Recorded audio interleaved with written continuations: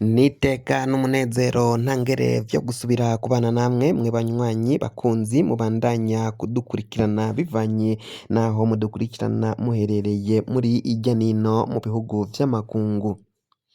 Amakuru rero tugenda tubatohoreza aho muyakurikirana muri bihugu vyo ku mugabane w'abanyamerika, abari ku mugabane w'abanyaburaya, mwese mudukurikira muherereye ngaha mu gihugu cacu c'Uburundi, intara zitandukanye, mu makomine, ku mitumba itandukanye, aho muri hose imihingo yose, mwese ndabahaye kaze. Fyonda subscribe niba ukoresha ururimi rw'icongereza canke niba ukoresha ururimi rw'igifaransa urafyonda sabone, hama uraca uja ngaha iburyo urafyonda kwako kantu kameze nk'agakengeri, amakuru ibiganiro dutohoza umwanya ku mwanya bizoja bigushikira aho uzoba uherereye hose kw'isi. Amakuru agezweko, amakuru ariko aravugwa ngaha mu gihugu c'Uburundi ni urugendo rw'umukuru w'igihugu Varisito Ndayishimiye, aho yaraye avuye guhura na Felix Antoine Tshisekedi, umukuru w'igihugu Varisito Ndayishimiye rero akaba kuri ubu ngubu atahutse ngaha mu gihugu avuye muri Repubulika iharanira intwaro rusangi ya Kongo. Ibintu bibandanya kumera nabi cane, umutekano w'akarere, umutekano mu bihugu vy'akarere biraboneka ko ubandanya guhungabana, kandi abakuru ngo b'ibihugu vyo mu karere nibo bagiramwo uruhara rukomakomeye cane mu gutuma uwo mutekano utosekara, uhungabana nk'uko bigenda bivugwa. Ndayishimiye na Tshisekedi baraye bumvikanye ukungene bagiye kurushiriza hamwe mu kugwanya igihugu kibanyi c'u Rwanda, igihugu kiri mu buraruko. Ayo makuru agenda avuga ko umukuru w'igihugu Varisito Ndayishimiye na Felix Antoine Tshisekedi bashize hamwe kugira ngo bagwanye bivuye mu nyuma, bagwanye igihugu kibanyi c'u Rwanda bakigwanyirize impande zose. Kongo biravugwa ko iriko iragwana n'u Rwanda, niyo makuru igenda itangaza. Abagwanyi ba M23 ikabita abanyarwanda, ikavuga ko ari u Rwanda rwateye igihugu ca Kongo.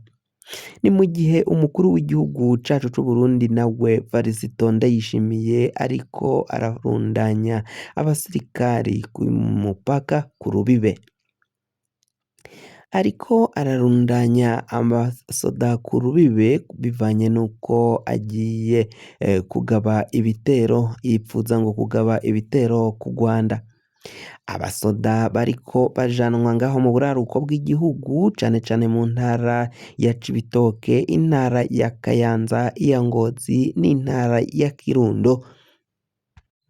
Izo ntara ngo zikaba zuzuyeko abagwanyi, abasirikari bagomba kuja kugwana ngaho mu gihugu c'u Rwanda. Muri abo basoda harimwo imbonerakure, hakavugwamo kandi ko hinjiye na FDLR, ingabo zahoze zigwanya ari ingabo zahoze ari abasirikari b'u Rwanda kubwa Havyarimana. Biravugwa ko rero baciye binjira ngaho muri ico gihugu bahawe uruhusha n'uburenganzira bw'umukuru w'igihugu, bakaja gufatanya n'igisirikare c'Uburundi. Amakuru avuga ko atari ubwa mbere igihugu c'Uburundi gikoranye n'izo nyeshamba, abo bagwanyi ba FDLR. Bivugwa ko no mu mwaka w'2015 biyambajwe bakaza mu gisirikare c'Uburundi guhindura ivyari vyabaye, aho hari hafashwe ubutegetsi. Bari batangaje ko batembagaje umuhisi Petero Nkurunziza, ngo yaraciye hinjira abo abasirikari ba FDLR baza gufasha abasoda b'u Burundi kugwanya umugwi w'abasirikari wari wagumutse, umugwi w'abasirikari n'abapolisi bari baciye bagumuka. Iyo migumuko rero yo gufata ubutegetsi itaraciye ishigwa mu ngiro, amakuru avuga ko rero abo bategetsi b'igihugu cacu c'Uburundi bakiriye abo basirikare kugira ngo baje kubafasha mu myimenyerezo. Imyimenyerezo iriko irahabwa imbonerakure n'abasoda b'u Burundi. Ivyo bikorwa vy'igihugu c'Uburundi rero bigizwe n'umukuru w'igihugu Varisito Ndayishimiye n'akagwi ke bafashanya mu vya gisirikare, mu vy'umutekano no muri politike, biravugwa ko iyo ngendo bariko barakora canke ukungene bariko barifata ari ivyago bikomeye cane, ivyago bikomeye ku gihugu c'Uburundi, mbere kandi ivyago bikomeye bishobora gushikira ibihugu vy'akarere mu gutezamwo intambara zitandukanye. Ngo biboneka ko rero abo basirikari bariko barajanwa ngaho mu buraruko, abasoda bari kujanwa mu Kirundo, Cibitoki, Ngozi na Kayanza, bariko barajanwa nyene mu ntara zo mu buraruko zifitaniye urubibe n'igihugu kibanyi c'u Rwanda.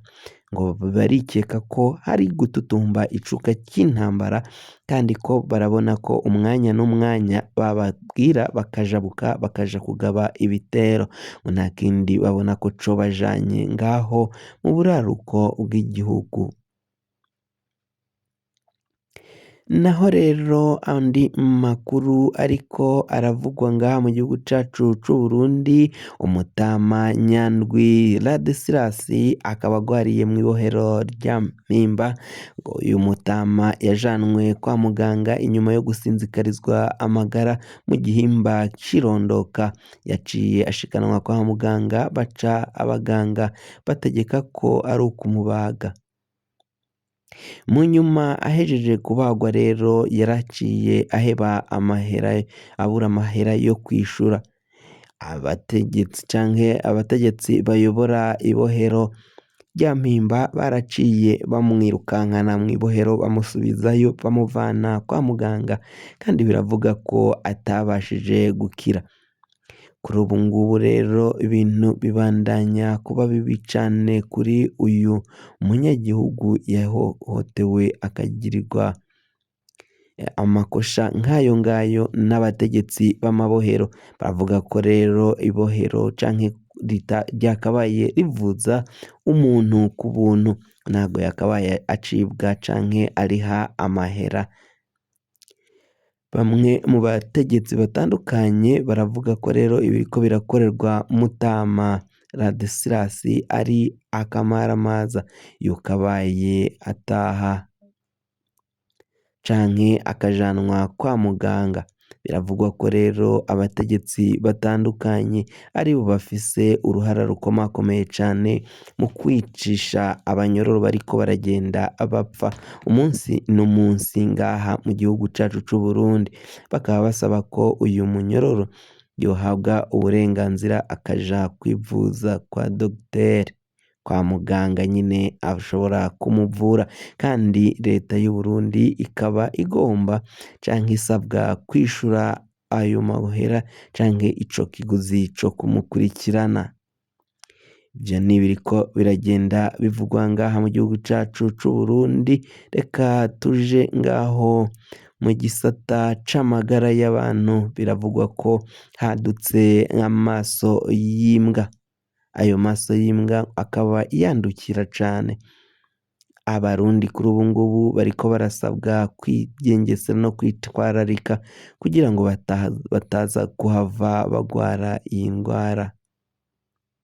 Iyi ndwara rero ngo irandagata bivanye n'umuntu uyigwaye, iyo arabanye n'abandi nabo baca badukira bagwara iyo ndwara y'amaso y'imbwa. Biravugwa ko amaso avyimba akaba manini kandi bikaboneka ko nyine bitameze neza ku maso ye. Bakaba basaba rero abanyagihugu kwitwararika kugira ngo batoza kuhava nabo bandura iyo ndwara y'amaso y'imbwa, nk'uko amakuru ava mu gisata c'amagara y'abantu kiriko kiragenda kivyemeza. Kugira ngo amakuru mwene nk'aya aza gushikira, fyonda subscribe niba ukoresha ururimi rw'icongereza, canke niba ukoresha ururimi rw'igifaransa fyonda sabone, hama uraca uja ngaha iburyo urafyonda no kwako kantu kameze nk'agakengeri, amakuru ibiganiro dutohoza umwanya ku mwanya bizaja bigushikira aho uzoba uherereye hose kw'isi. Mwe mwahejeje gufyonda subscribe kandi tukaba tubakengurukira cane, muri abo kubahwa